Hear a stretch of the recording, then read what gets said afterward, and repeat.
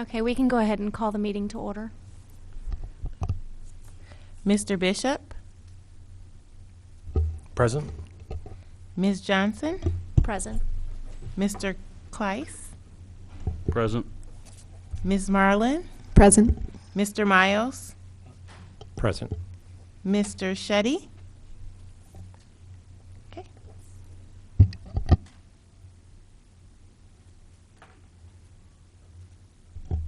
Does anyone have any changes to the agenda?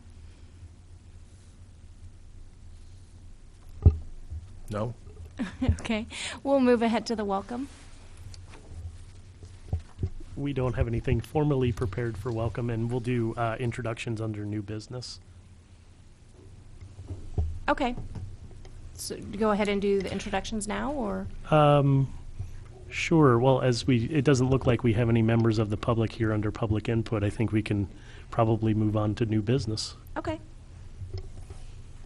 Let's go ahead with new business and introductions then. Okay. Well, I guess I can start. My name is Tom Carino, and I'm with Economic Development here at the city, and Market at the Square is housed within the Economic Development Division. I'm Natalie Kenny Marquez. I'm the director of Urbana's Market at the Square and the marketing coordinator for the city of Urbana. I'm Hans Bishop from Prairie Earth Farm. We're 50 miles west of here in Atlanta, Illinois. We sell at the Market at the Square. Bob Kleiss, Kleiss Produce Farm, Tuscola, Illinois. Diane Marlin. I'm on the Urbana City Council, and I previously served on the Strategic Planning Committee for the market. I'm Cynthia Johnson, Executive Director with the Urbana Business Association. I'm Kent Miles from Illinois Willows, Seymour, Illinois. I'm Sakia Reed. I'm Administrative Assistant in Community Development. Welcome, everyone, to the first Market Advisory meeting. We can move on to review of duties and background. Well, I can start a little bit on background.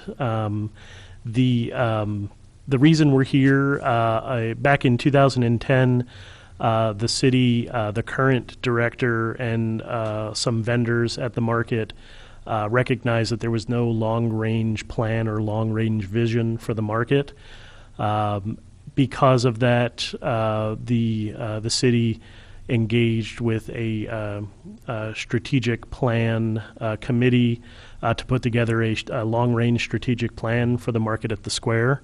I think everyone has access to the result of that effort, which was this strategic plan document, which we have both electronically up on our website, and we also have hard copies available if anyone needs it. But one of the important things that came out of that document was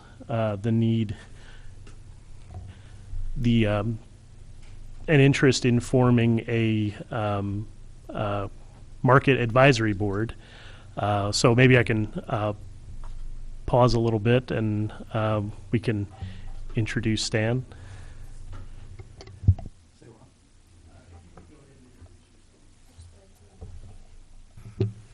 Sorry I'm late, guys. Stan Shetty from Triple S Farms. Thank you. So one of the important things that came out of that strategic planning process was the need for a market advisory board. So in 2012, the City Council passed an ordinance creating this market advisory board.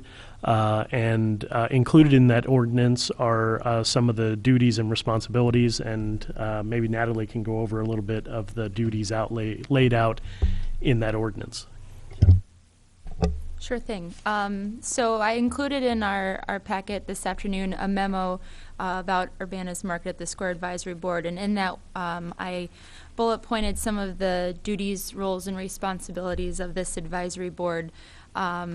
Just to kind of summarize some of those, the These responsibilities include, but may not be limited to, things like considering future growth of the market that's consistent with its mission, researching and seeking out additional funding, which includes donations and grants and other support for Urbana's Market at the Square, as well as encouraging public participation in the market related to events and programming, working with other entities on things regarding the market, offering educational programming, coordinating events and outreach, and implementing Urbana's Market at the Square's strategic plan and updates to the strategic plan when needed. And, of course, taking other actions as the mayor and city council may direct from time to time.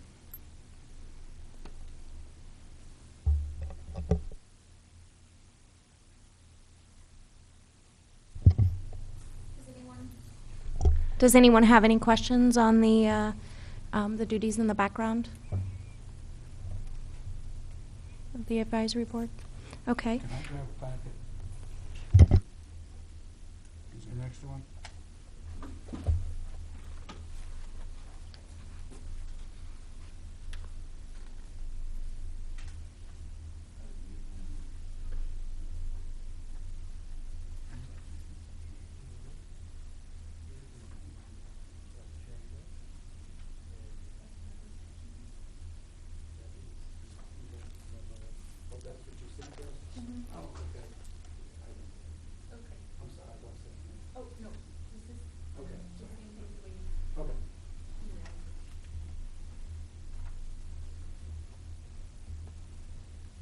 Okay, if there's no other questions, we can go ahead and move ahead with the discussion of the direction of the advisory board. Sure, and I can start off that discussion. Natalie will talk a little bit about some items moving forward, but just generally speaking, the operation of the market, as far as the day-to-day administration, will still continue to be Natalie's responsibility. So the director of Market at the Square will still be handling the day-to-day duties as far as the daily responsibilities. This advisory board will be looking to this advisory board for big picture kind of visioning the future of the market, those types of items. And maybe Natalie can just mention a few that we would anticipate, a few items that would be important moving forward. So I've kind of highlighted a couple of things I thought that we could start off with, and they came from the strategic plan, from this matrix that's in the back of the strategic plan. And one of those is goal 5.4 and 5.41, which involves working with the UBA. Another is 8.3.2, which is defining the fiscal impact of the market on the community. And another that I thought would be nice to work on from the start is 8.2, which is seeking out and applying for grants to support the market. Does anyone have any questions or comments about going in that direction to start with this advisory board? And I would we also want to throw out the opportunity this evening, aside from the items that we've mentioned, we're assuming that people on this advisory committee have some thoughts of their own about what they would like to do and what they'd like to accomplish. So aside from commenting on some of the items that we've thrown out as far as moving forward, we're assuming that folks are going to have some of their own ideas about what we can do moving forward. So this is an opportunity to discuss some of those items. What do you mean fiscal impact? Impact on what?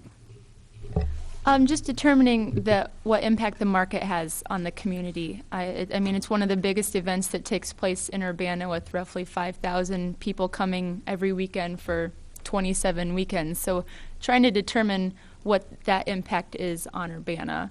I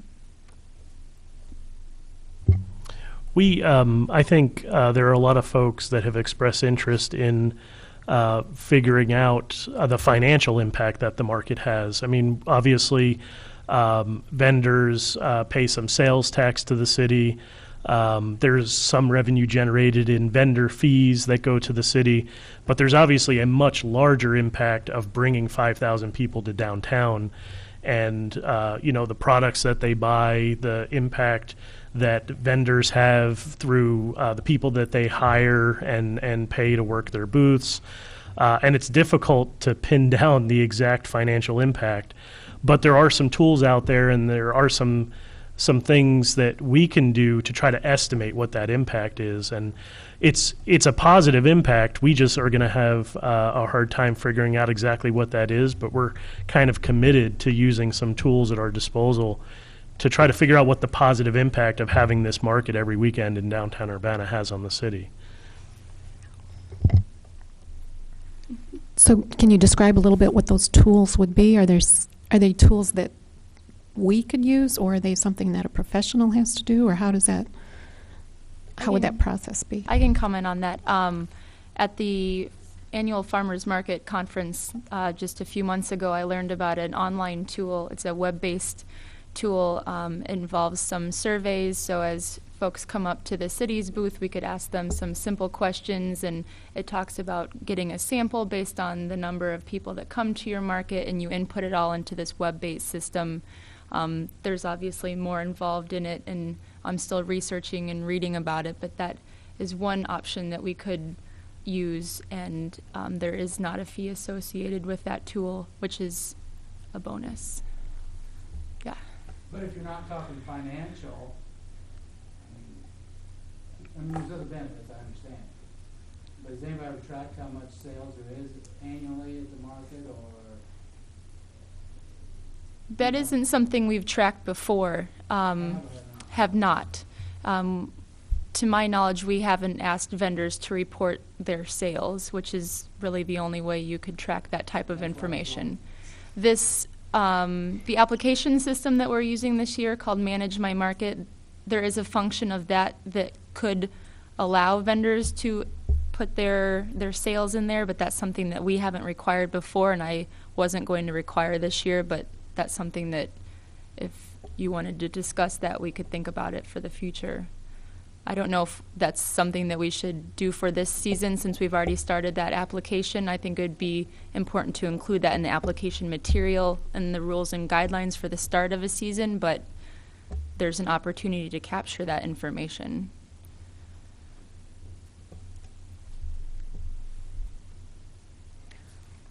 Well, I think that information is really important to have. The city invests quite a bit in the market, and the question we always get is, well, what does it generate in return for the city? So if there's a way we can reflect the actual dollar value of the market in sales. Yeah.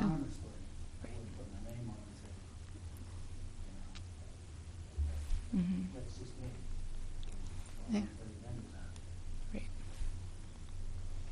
Yeah, I don't think anyone would require proprietary information, but that's one thing I'd sure would. Mm-hmm. Yeah. What about sales tax? Wouldn't that tell you? Well, we've talked about that. There's sales tax can be tricky because we're not allowed. We don't have access to individual sales tax information because it's proprietary. And so when a vendor pays sales tax to the state then sends that information to us, but our finance department is not allowed to share that proprietary information. Now, we have asked, is it possible to put together the information for the entire market so that you're not giving away any one vendor's sales tax information?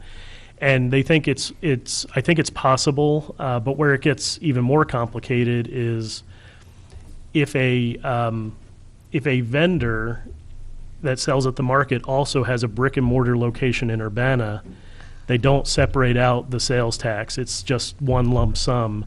And so it'd be hard to figure out how, for example, in the past, just to name a specific business, Piatto has had a booth at the market. They also have a brick and mortar location, and we don't separate out how much is market sales versus their restaurant sales. So that there's not a lot of vendors that have a brick and mortar location, but there are some, and that would complicate things. But I think we could probably get some information from sales tax receipts. But that was my question, because we go all over the state, and we just pay one sales tax, so it's not divided up, Yeah. so there's no way. Now, I've never known where the money goes. I mean, we pay it all this. Sure. Well, the state does tell us how much of your sales tax is coming back to us. How would we know?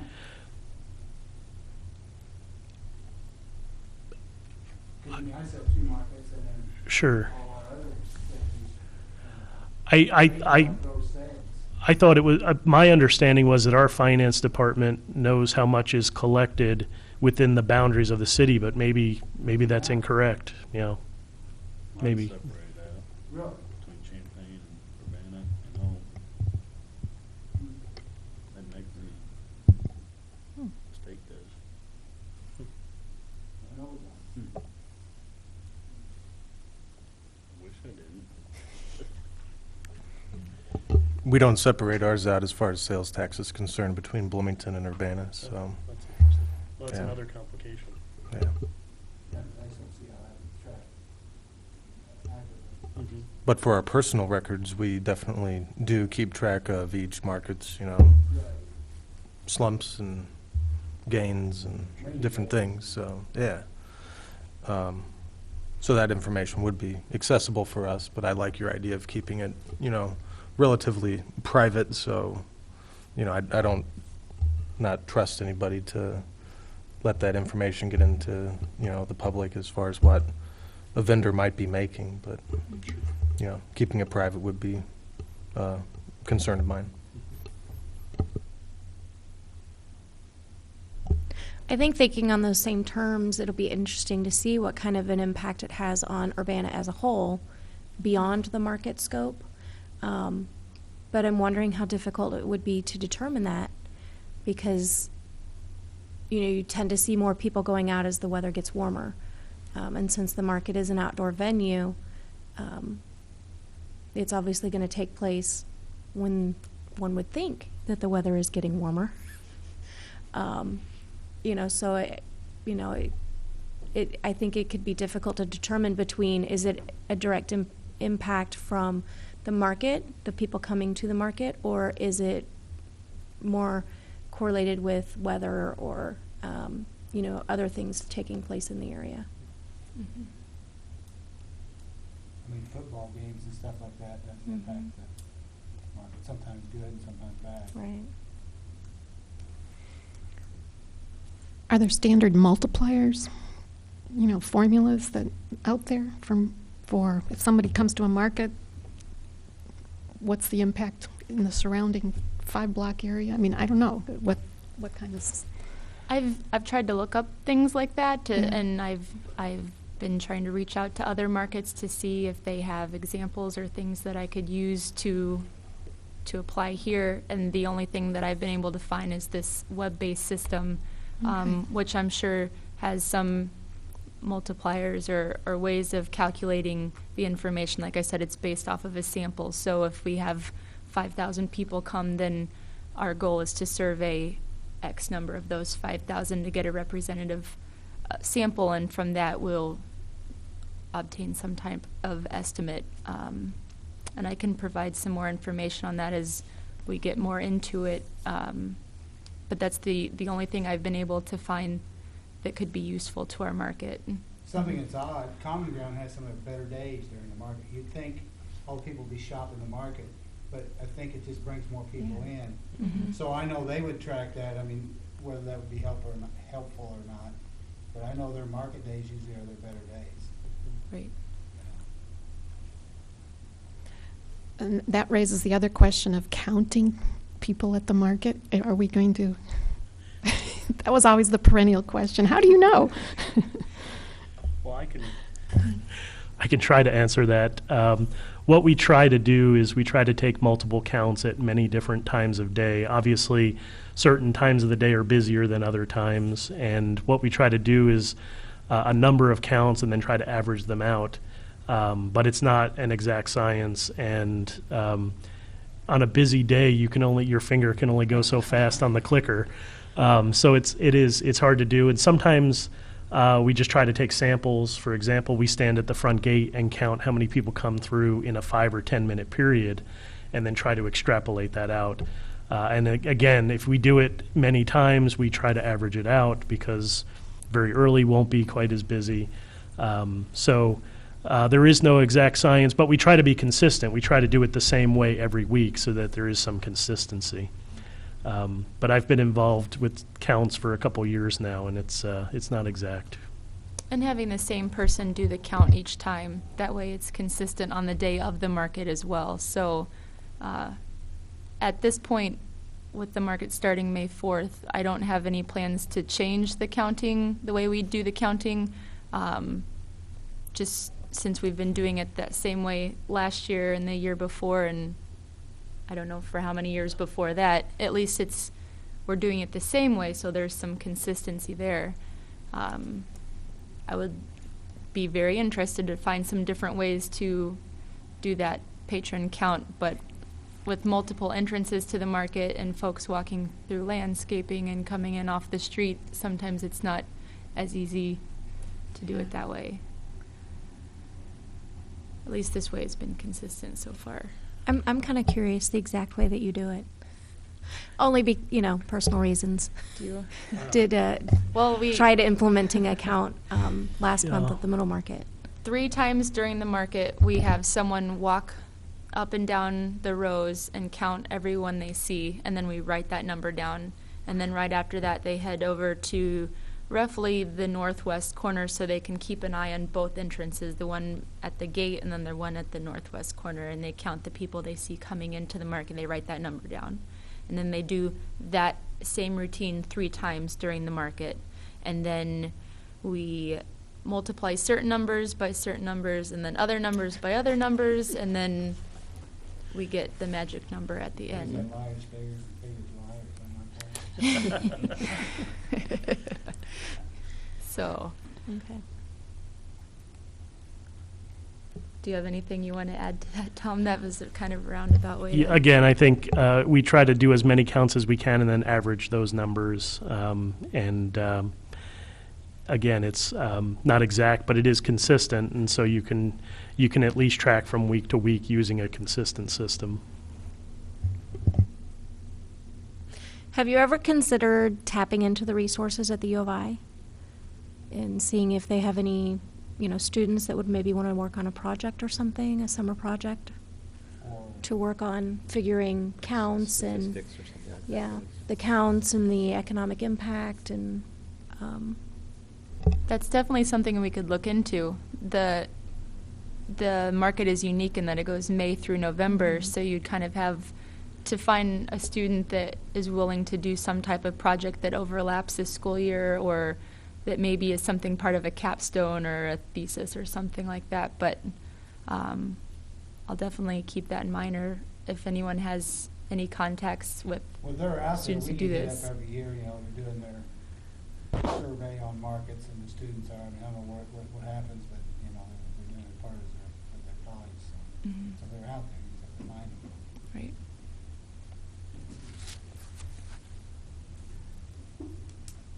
And the working with the UBA, which goal item was that? 5.4, 5.41.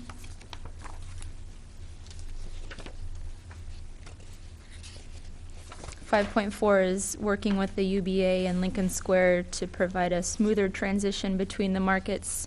And I suppose we should probably update this to also include the middle market, because right now it just says holiday market. Okay. 5.4.1 talks about creating an advertising campaign. It says to inform patrons about the differences between the markets, but with this postcard that we've been working on together between the farmers market and the UBA, it really tries to highlight year-round shopping in Urbana between the holiday market, the middle market, and Urbana's market at the square. So I think this is something we can build on. Right. Okay.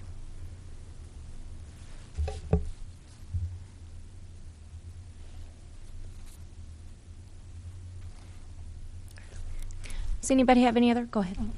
In the past, we've had some policy issues come up, like one was dogs at the market, and then another was location of the community groups. Do you foresee any contentious or non-contentious, but policy decisions that you'd like people to think about? Maybe you won't know till it starts, but I mean, do you see anything on the horizon? I don't see anything on the horizon at this point. Things have been pretty smooth. I mean, in terms of change, I'm kind of a change, so I'm new, and then with an online application system has been new, and getting a lot of our information online has all been a change process. But other than that, I don't want to throw too much new stuff on. You've had enough change. Okay. Unless anyone has anything they'd like to add.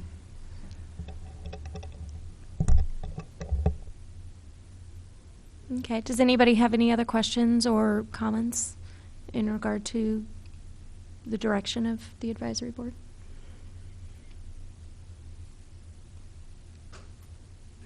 Okay, then I think we can go ahead and discuss the regular meeting schedule. So the advisory board was created with the meeting schedule being quarterly, and so I suggested meetings for this year and into early January, which I had emailed to the group and is posted on the city's website already. So that's just a suggestion if we need to shift it, especially for the meetings that take place during market season, when you guys are busy, you know, at the market and things like that. That's definitely something we can take into consideration with enough advance notice. But the dates, potential dates or suggested dates, are posted on the city's website.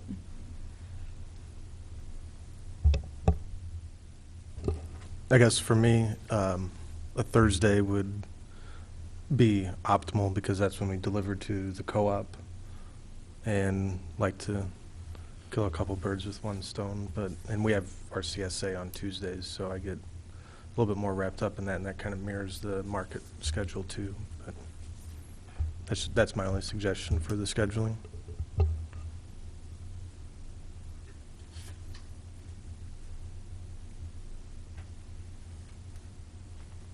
Does anyone have any other comments on the scheduling?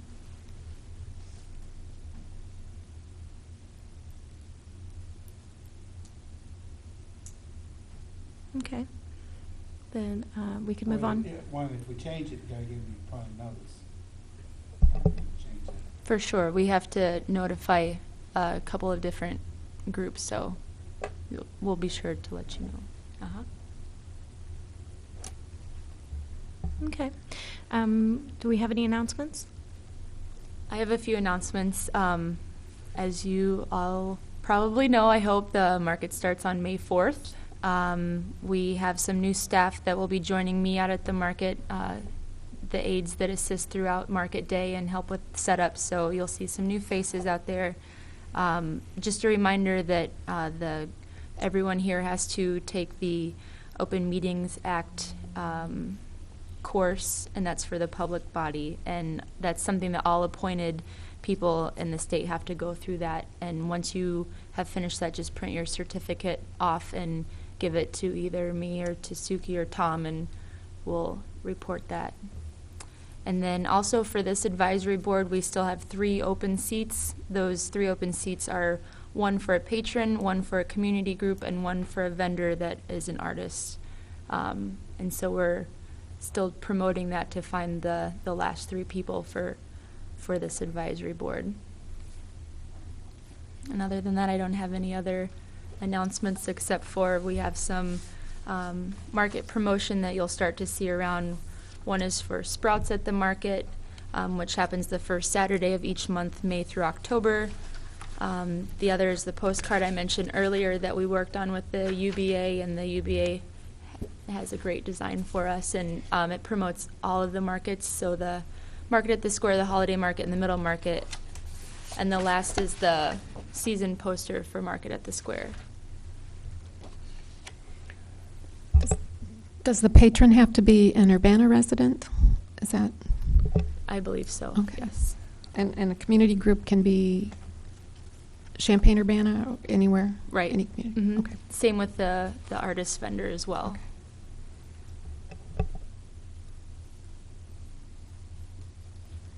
Okay. So if anyone has any suggestions or anyone in mind, please send them our way, and we can connect them with the mayor's office.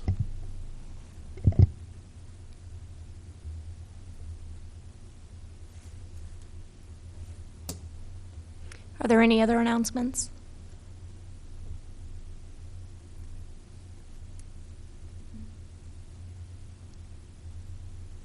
Okay, with no other comments or announcements, move to adjourn. Second? All in favor? Aye. All right. Aye.